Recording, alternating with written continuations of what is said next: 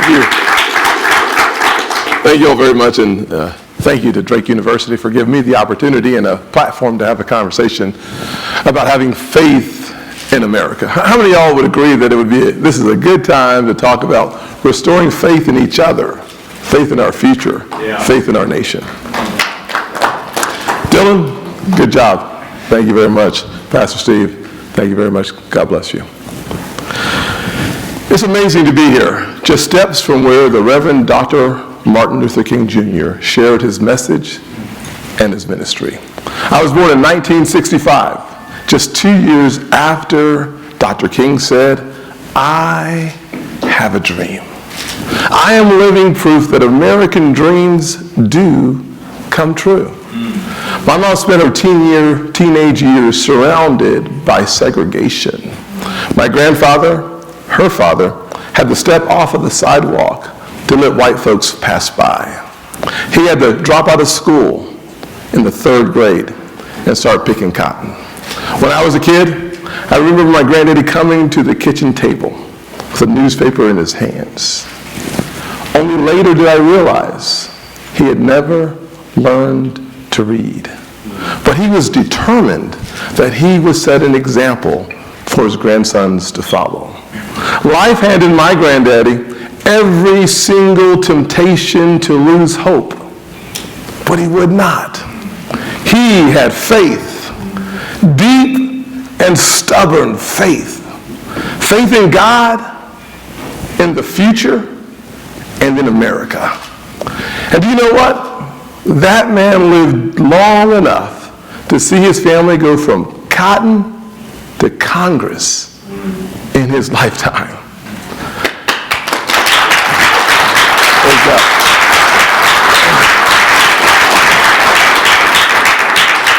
My mom, whom I love dearly, worked 16-hour days as a nurse's aide, changing bedpans and rolling patients. But now she holds the Bible when her son takes the oath of office in the United States Senate. I'm here because my family chose faith over anger, responsibility over resentment, and patriotism over pity.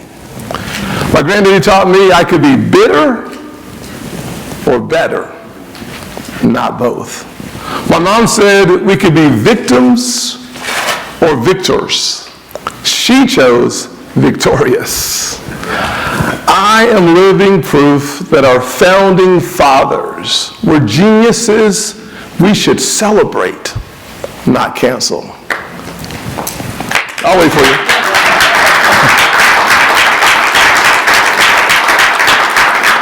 We must have provided Dylan an advanced copy of the speech. You're doing a good job right there. Please continue and encourage everybody else to follow your lead.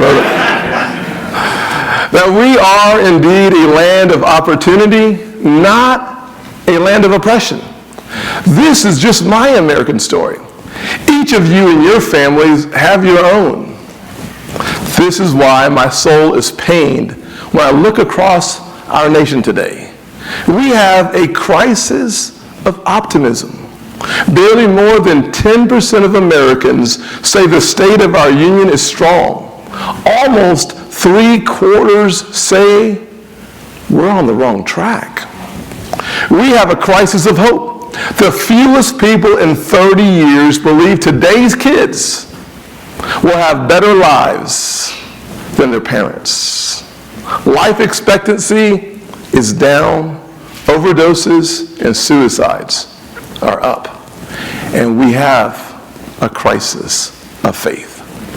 In the freest, fairest land the world has ever known, the percentage of our citizens who say that they're very proud to be Americans just hit an all-time low.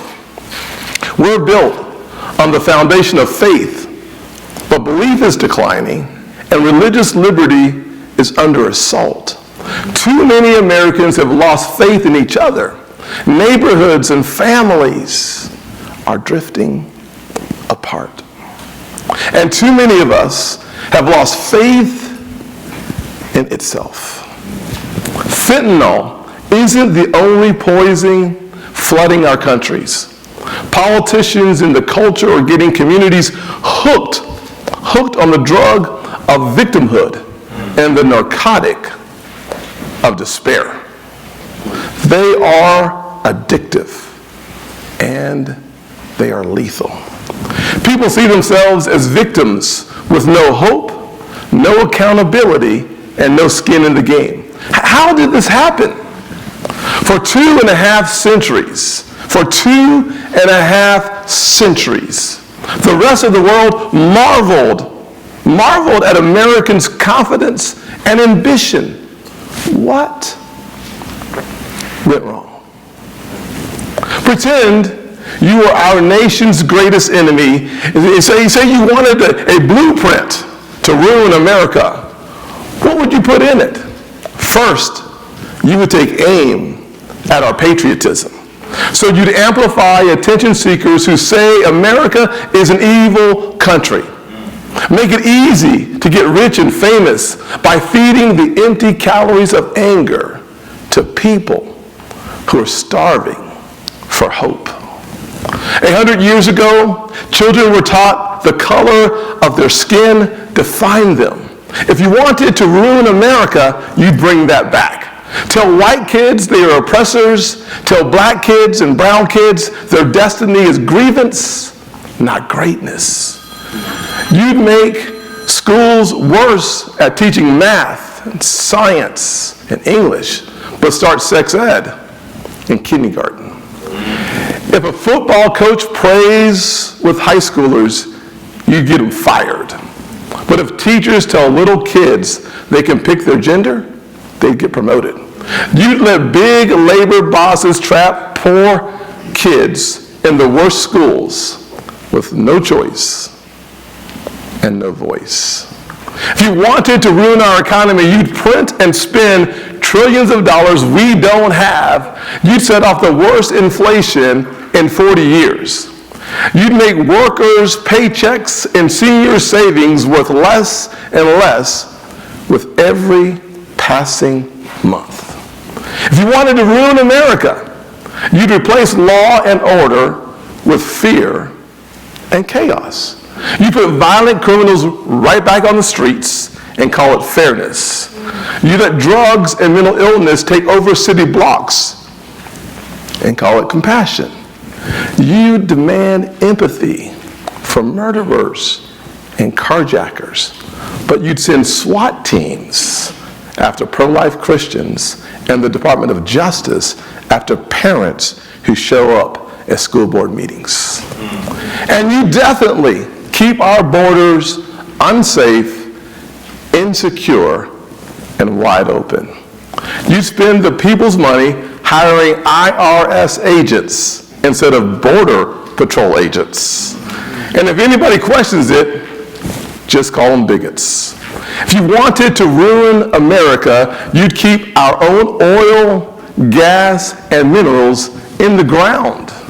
You project weakness and indecision abroad. You tell Americans our brilliant Constitution is racist, sexist, and outdated. You'd come after our First Amendment rights so we can't think for ourselves, and after our Second Amendment so we can't defend ourselves, and even after life itself. You demand unlimited abortion all the way to full term and sue religious hospitals if they won't do it. You'd work to push faith-based businesses, hospitals, and church daycares out of the public square. And if you really wanted to ruin America, you would try to convince everybody that it's more important and more effective to kneel in protest than to kneel in prayer.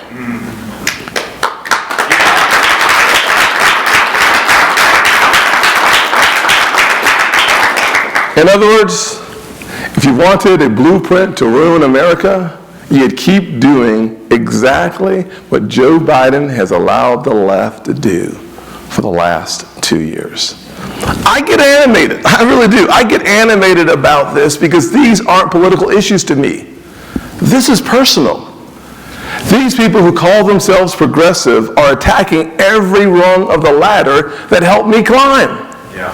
I was the teenager whose spirit would have been crushed by a culture obsessed with identity politics and racial strife. We were the family with a fragile budget that the Democrats' inflation would have destroyed. I grew up in North Charleston, South Carolina, in the kind of neighborhood that liberals claim they're helping when they defund and demonize the police. I was the poor African-American kid they claim they're protecting. So I want the left to hear me clearly. Your soft on crime policies are killing us, literally. The last thing my family needed was more murders, carjackings, and chaos all around. Woke prosecutors and anti-cop activists are getting people shot and killed. They are locking grandmothers in their homes from 6 p.m. to 8 a.m. They are putting more kids, not fewer kids, into the prison pipeline. My relationship with the Lord changed my life. So it is personal to me when Christian teachers, nurses, and small business owners are persecuted because the left's definition of tolerance doesn't include them. Like many poor families, we moved around a lot, and I attended 4 different elementary schools by the 4th grade. Later, I almost flunked out of high school. My education, my future, was at the mercy of my zip code. So it is personal to me. The Democrats spent COVID locking kids out of the classroom and now want to lock kids in failing schools. And you better believe it is personal when liberals suggest that people like my mama, a young, poor, black lady, would have a more dignified and better life if I was not born at all. These people have so little faith in America, they've lost faith in life itself. It's also personal to me when Joe Biden cynically invokes the pain of our past to cover up his failures in the present. 1 year ago, Joe Biden said that the new voting law in Georgia was Jim Crow 2.0. My family lived through the real Jim Crow, when folks like my granddaddy were subjected to poll taxes, literacy tests, or had to guess the number of jelly beans in a jar just to cast a ballot. That was Jim Crow. Now here's what the Republican voting law did in Georgia. It created record turnout, short lines, and 0% of black voters complaining about the system. 0% complaints.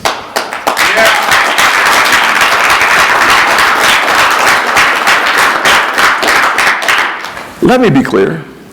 These painful parts of America's past are not Joe Biden's to dredge up and exploit just because he's losing an argument. I understand that President Biden lives in the past because he's been in Washington for 50 years. But we need new leaders who will lift us up, not tear us down. So let's talk about what that kind of leadership would look like. A leader with faith in America would have faith in Americans. That means cutting taxes, not raising taxes, so families can keep their own money, build their own lives, and define their own dreams. It means we stop burying American businesses in regulation and paperwork and unleash the best workers and entrepreneurs to compete and win all across the globe. It means we finally bust up the K through 12 monopoly that lets bureaucrats and big labor bosses block our kids from their highest potential. It means parents' rights and family choices, and funding students instead of systems, like here in Iowa, and like the amazing governor of your state just passed school choice, giving every child opportunities for great education.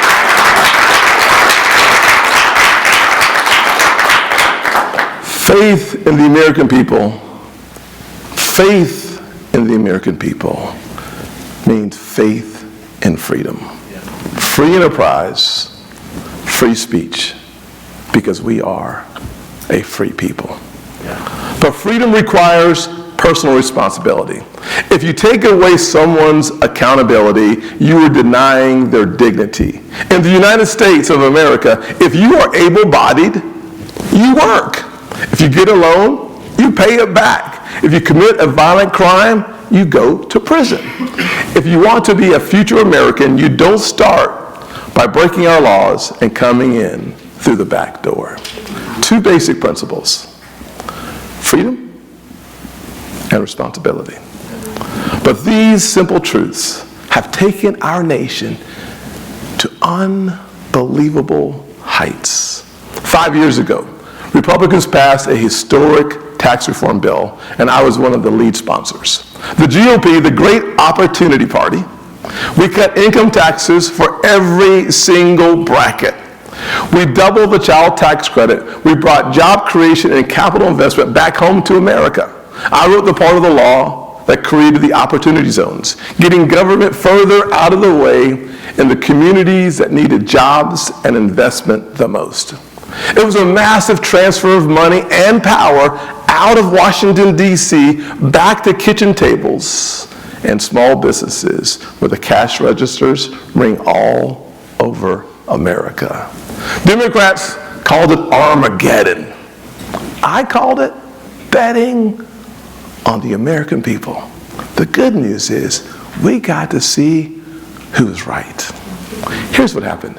2 years later, we had the most pro-worker, pro-family economy in my lifetime.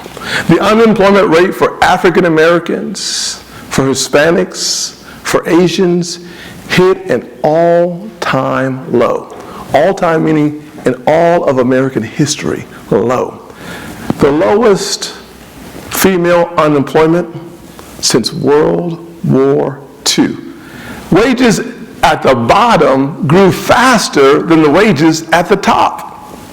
And just before the pandemic, our policies had 9 in 10 Americans saying they were satisfied with how things were going in their own lives, the highest number ever.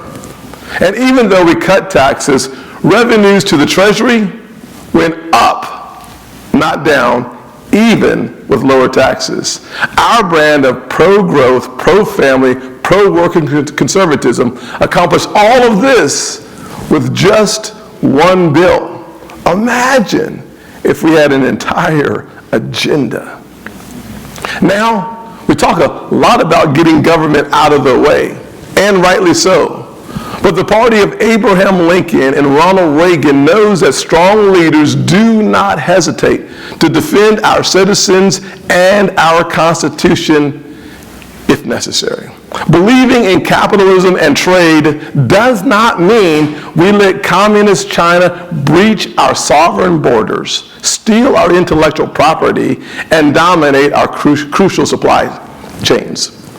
Limited government does not mean we let big tech spy on our conversations or censor our discourse or let big banks decide what you can buy with your own money. Conservatives cannot let woke corporations appoint themselves that we, the people, do not have the right to vote them out. And freedom of expression has never meant that the government and government schools can spend your money indoctrinating your kids with radical nonsense you disagree with. Parents, you do not pay property taxes so that adults with agendas can tell your kids that there are 100 genders, but only one ideology. Yeah.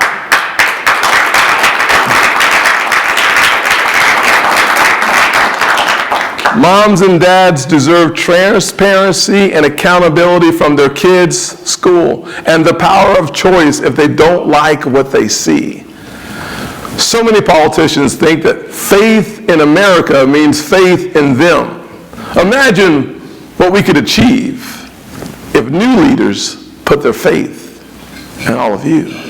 I see a future where working and middle-class families have a banquet of opportunity laid out before them. I see low inflation, stable prices, cheaper energy bills, affordable groceries for your family. I see a nation full of thriving businesses, large and small. And then I see a bidding war of businesses trying to figure out how to hire each of you. I see your paycheck growing faster than inflation, not slower, and less of it being taken by the R-S. I see great schools, a great public school, a parochial school, and a STEM school, all competing for the right in your community to educate your kids. I see kids being taught the ABCs, not CRT. We're honoring our history, not tearing down statues. And the learning loss from the pandemic has been erased. I see your family sleeping soundly at night because violent crime is down. Drugs are stopped at the border, and the might of the United States military is beyond question. I see a future where every innocent life is protected by our laws and cherished by our culture. And children cannot be killed simply because they are helpless. I see every American free to worship as we see fit, with nobody yelling at you that you keep your faith at the doors of your worship, where our faith informs every part of our lives. I see a future where common sense has rebuilt common ground, where we've created real unity, not by compromising away our conservatism, but by winning converts to our conservatism, where our movement can once again carry 49 states and the popular vote.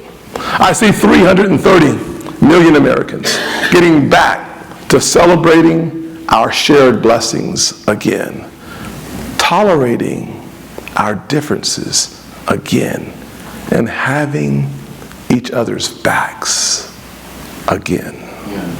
This is what I see, a new American sunrise, even brighter than before.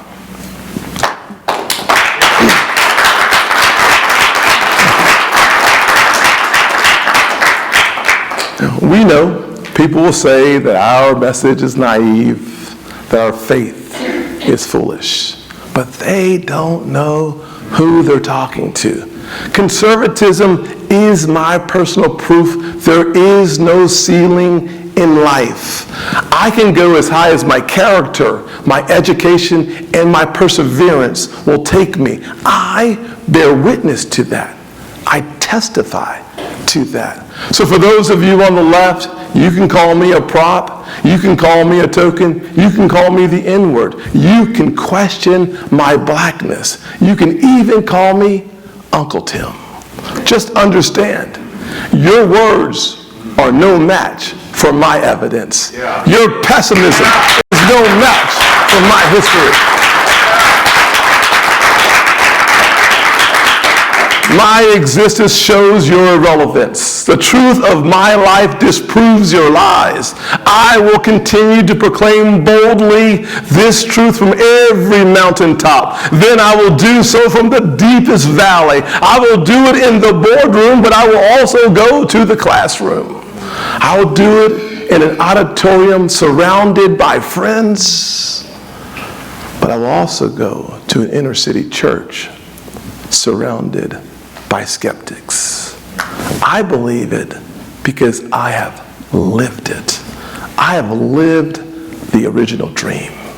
I have held the truth, the unalienable truth, that all men and women are created equal and endowed by our Creator with the right to be free.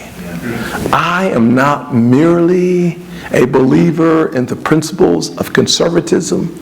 I am an eyewitness. I bear testimony that America can do for you what it has done for me. They can choose grievance, but we choose greatness. They can choose failure, but we choose faith. Will you choose it with me? Will you join me as a messenger of hope, a missionary for the power of our ideas? Now, I know that when you close the speech, you say, God bless America. But we should know God has already blessed America.